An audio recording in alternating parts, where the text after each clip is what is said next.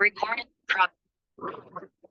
Friends, आज के इस वीडियो में हम लोग डिस्कस करने जा रहे हैं प्रॉपर्टीज ऑफ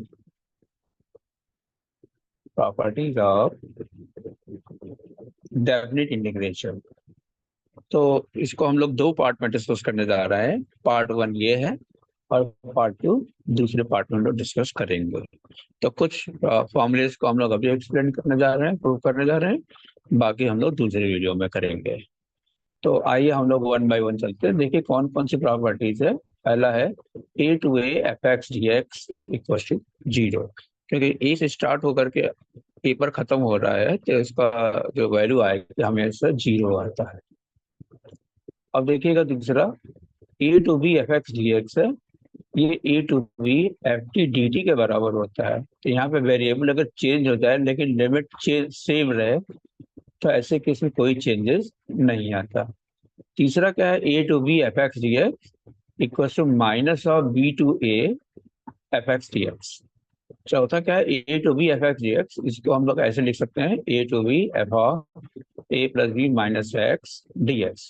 फिफ्थ केस क्या है, अगर जीरो टू टू ए है एफ एक्स डी एक्स तो ये ट्वाइस और zero to a f x d x हो जाता है। F of two a minus x is equal to f x, और ये जीरो है if f of two a minus is equal to minus f x. और six property है, देखिएगा minus a to a f x d x, zero to two a f x d x if f x is even function, right.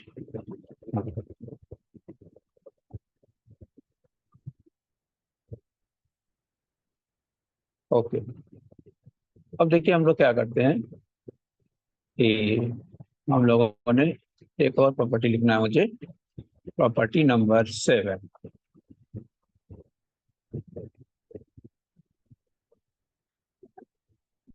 Property number 7, a to B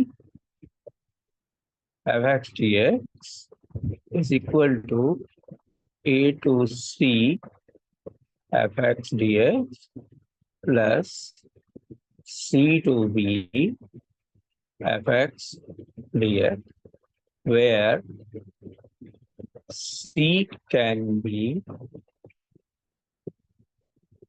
outside or inside the interval a to b। तो सी की value कहीं भी हो सकती है, कोई जरूरी नहीं है कि ए और बी के बीच में ही हो, या बी के बाहर भी हो सकती है और अंदर भी हो सकती है। तो ये ऑल 7 प्रॉपर्टीज हम लोग डिस्कस करने जा रहे हैं इस वीडियो के अंदर। तो आइए हम लोग one by one in property को डिस्कस करेंगे। तो सबसे पहले हम लोग आ जाते हैं इस प्रॉपर्टी के ऊपर। तो हम प्रॉपर्टी सेकंड पे से स्टार्ट कर रहे हैं, देखिएगा। तो आइए वन बाय वन करते हैं हम लोग, ठीक है। अब देखिए क्या है कि हम लोग, ये देखिए पहली प्रॉपर्टी है हमारी, property number 1, a to a f x d x is equal to zero. तो इसको हम लोग ऐसे एक्सप्लेन करते हैं, देखिएगा कि जैसे मान लीजिए कि ये एक कर्व है और ये y is equal to f x है, और ये है एक्स एक्सिस और ये है वाई एक्सिस। तो हमें देखिए क्या होता है कि ये एक्स की पहली वैल्यू ए होती है और ये है दूसरी वैल्यू एक्स की वैल्यू बी। तो हम लोग यहाँ से एक एरिया निकाल रहे हैं, ठीक है। तो यहाँ पर जो एरिया है मतलब ये पॉजिटिव या नेगेटिव दोनों हो सकता है, क्योंकि हम लोग जो इंडेफिनिट डेफिनिट इंटीग्रेशन होता है that is sum of the algebraical area होता है। तो इस केस में ये पॉजिटिव भी हो सकता है, नेगेटिव भी हो सकता है, लेकिन यहाँ पे हम लोग फिलहाल पॉजिटिव लेके चले हैं। तो आप देखिएगा इसका प्रूफ क्या है कि जनरली क्या होता है, a to b f x d x यही होता है एरिया ऑफ शेडेड रीजन, ठीक है, शेडेड रीजन। तो अब हम क्या करते हैं यहाँ पे, अगर मैंने बी की वैल्यू को ए कर दिया, इसका मतलब ये लोअर लिमिट है और ये क्या है, अपर लिमिट है। तो एक्स की वैल्यू ए से जाकर के ए पे ही स्टार्ट हो रही है, a to a f x d x ये इक्वल टू 0 होता है क्योंकि एरिया एनक्लोज्ड इज 0। अब ये हम लोग एब्सोल्यूट एरिया की बात कर रहे हैं यहाँ पे, मतलब यहाँ पे अगर ये पॉजिटिव है तो पॉजिटिव है, या तो नेगेटिव है तो नेगेटिव है। तो हालांकि स्टार्टिंग पॉइंट सेम है तो दोनों केस में इसकी वैल्यू 0 होने वाली है। अब हम आते हैं सेकेंड केस में। अब देखिए सेकंड केस में हमारा क्या बोलता है। सेकंड केस ये बोल रहा है, मान लीजिए कि सेकंड केस हम लोग देखते हैं।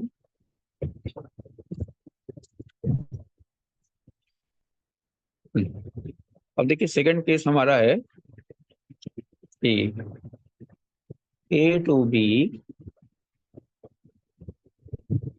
F x d x is equal to a to b f t d t. तो हम लोग वन बाय वन चलते हैं। मान लीजिए कि एफ एक्स की वैल्यू यहाँ पर है cos एक्स। तो देखिए लेफ्ट हैंड साइड हम लोगों ने लिया है, तो ए टू बी यहाँ पर लिखा हम लोगों ने cos एक्स डी एक्स। अब ये क्या बन के देखिएगा साइन एक्स। अब यहाँ से हम लोग ए टू बी देखें तो हम लोग देखते हैं कि यहाँ पर ये साइन बी माइनस साइन ए आ जाता है। ठीक है। अब मैं राइट हैंड साइड को लेना चाहता हूँ। तो आप देखिए मान लीजिए कि हमारे पास एक कुछ ऐसा आ रहा है रूट ए रूट बी, और यहाँ पर हमने लिखा 2x cos x square d x.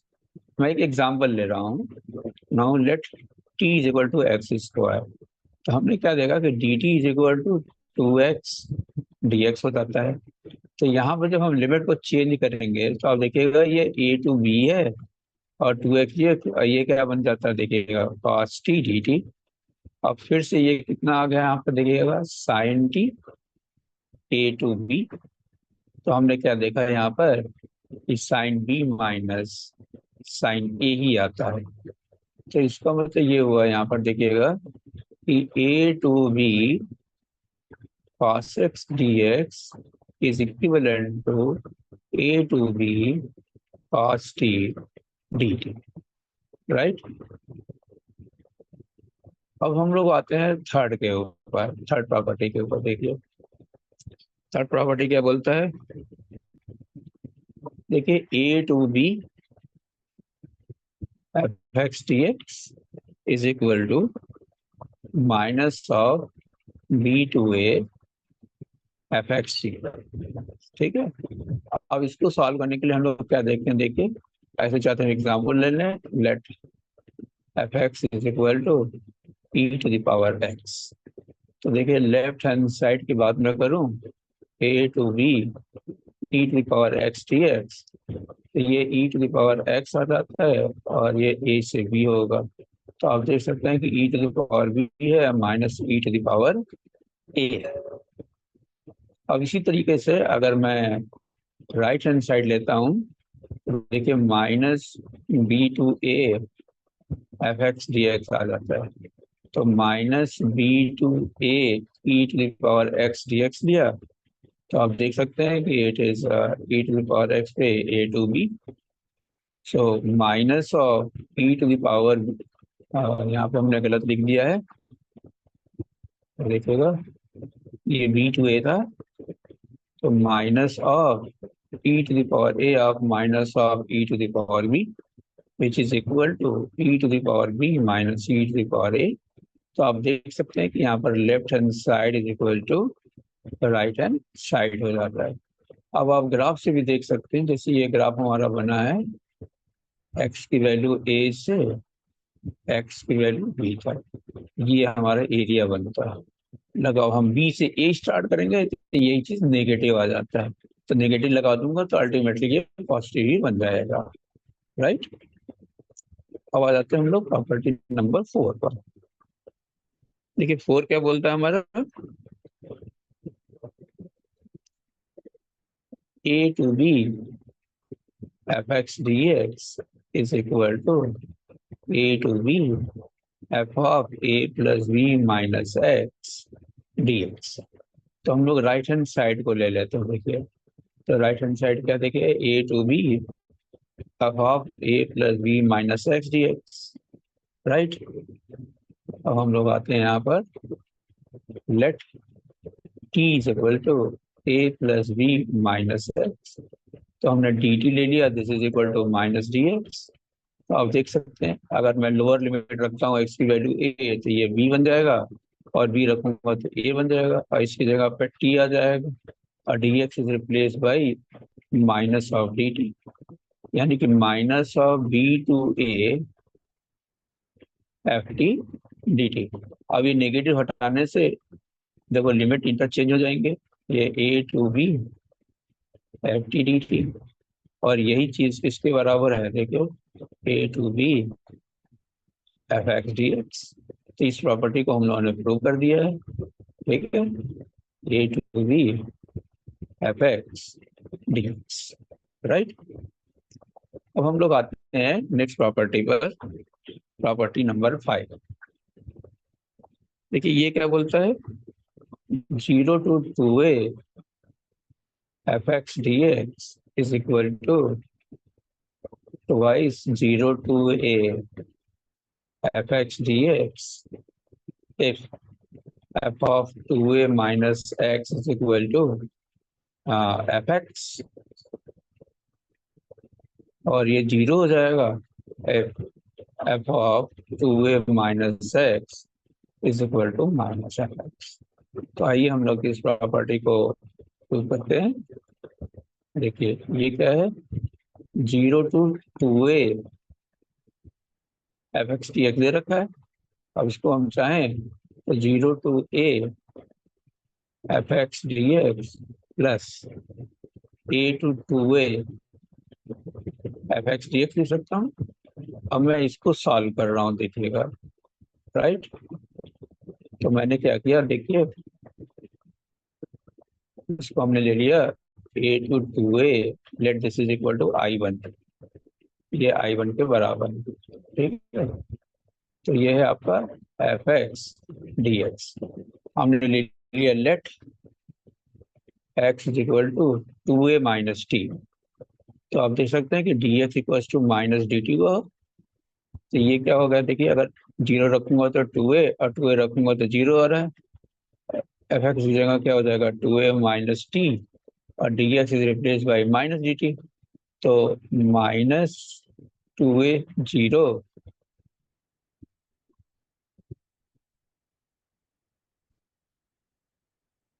ठीक है, -2a 0 F of 2a minus t d t. तो लिमिट को अगर मैं इंटरचेंज करूंगा तो 0 से 2a F of 2a minus t d t, और यही किसके बराबर हो जाएगा, देखिएगा ये बराबर हो जाएगा 0 to 2a F of 2a minus x d x. ये हमारी प्रॉपर्टी थी, तो इसको यूज करेंगे हम लोग। तो देखिए 0 to 2a f x d x, अच्छा जब मैंने एक्स की वैल्यू को यहाँ ए रखा था ना, ये थोड़ी सी गलती करते हमने, ए रखा था, तो it will start from A. Madam थोड़ी सी गलती कर दी हम लोगों ने, गलती कर दी। हाँ, अब देखिएगा यहाँ पर जब ए रखेंगे तो ये ए आएगा, और 2a रखेंगे तो 0 आता था।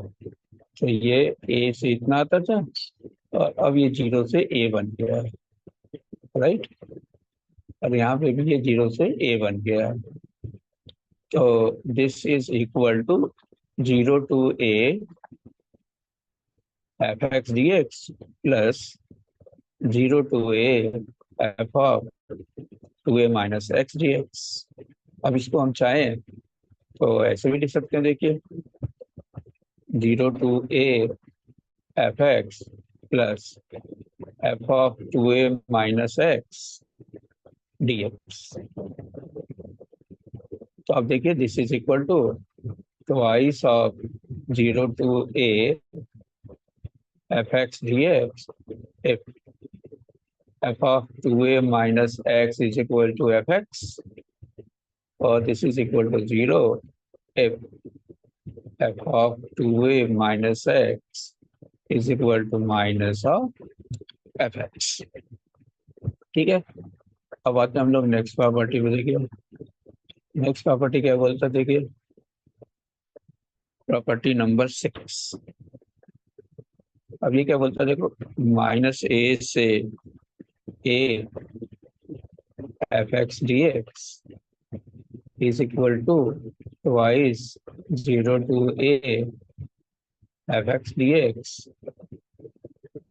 if f of minus x is equal to fx. It is 0 if f of minus x is equal to minus fx. So we are taking left hand side, minus a to a fx dx. अब इसको हम चाहें तो limit को break कर सकते हैं, minus a से 0 f x d x plus 0 to a f x d x. अब मैं इसको सॉल्व कर रहा हूँ। देखिए let x is equal to minus t, so d x equals to d t. इसको सॉल्व कर रहा हूँ, ठीक। अब देखिएगा, अब ये कर दिया हमने तो लिमिट जो है ए से 0 हो गया, एफ ऑफ माइनस टी हो गया, और ये हो गया क्या, माइनस डी टी। ठीक है ना, क्या बन गया ये, d x equals to minus d t. ये हो गया माइनस डी टी। तो इसको मैं ऐसे लिख सकता हूँ, लिमिट चेंज कर सकता हूँ, 0 to a f of minus t d t, यानी this is equivalent to 0 to a f of minus x d x. इसकी जगह पर रख देता हूँ मैं। तो अब देखिएगा, minus a to a f x d x is equivalent to 0 to a f of minus x d x plus 0 to a f of x d x. इसमें रखा हम लोगों ने, ठीक है, नंबर 2 में। अब इसको मैं चाहूँ तो 0 to a f x plus f of minus of x d x लिख सकता हूँ, राइट। अब देखिए, this is equivalent to twice 0 to a f x d x f of minus x is equal to f x. इसका मतलब f x is even and this is equal to 0 if f of minus x is equal to minus of fx. इसका मतलब fx is odd, right?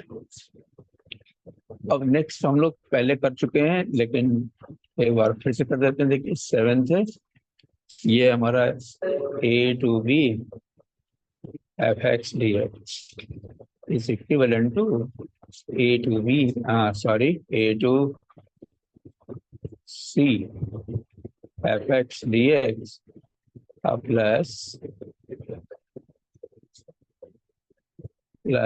c to b fx dx। तो इसको solve करने के लिए हम लोगों ने क्या किया, देखिए एक ग्राफ बना दिया ऐसे, सिर्फ और y is equal to f x. तो ये है हमारा x की वैल्यू a से x की वैल्यू b है। ये हमें एरिया चाहिए था, मैंने अपने से एक पॉइंट c मिलाया। तो इसका मतलब आप देख सकते हैं कि a से b f x d x जो एरिया निकाल रहा है, that is equal to a to c f x d x plus c to b f x d x. तो ऐसे हम ढेर सारे एरियाज करके ब्रेकिंग पॉइंट निकाल सकते हैं, ठीक है। ये देखिएगा, जैसे हम चाहें तो ढेर सारे ब्रेकिंग पॉइंट निकाल सकते हैं। ये हमारे ऊपर है, एक्स की वैल्यू a, ये एक्स की वैल्यू b, अब मैं चाहूँ तो x की वैल्यू C1 कर दूं, x की वैल्यू C2 कर दूं, और यहाँ पर x की वैल्यू Cn कर सकता हूँ। तो it is equivalent to A2 C1 fx dx plus C1 C2 fx dx likewise, और Cn b fx dx। तो इतने पार्ट्स में हम लोग ब्रेक कर सकते हैं। तो मैंने अपने तरफ से आपको सारे डिटेल्स बता दिया है। अगर किसी को कोई भी डाउट है तो आप मुझे कमेंट करके बता सकते हैं, और हम लोग बाद में डिस्कस कर लेंगे। बाकी हम लोग दूसरे वीडियो में डिस्कस करेंगे। इसकी और भी प्रॉपर्टीज हैं जिसको हम लोग दूसरे वीडियो में करेंगे। तो इस वीडियो में बस इतना ही। Thank you.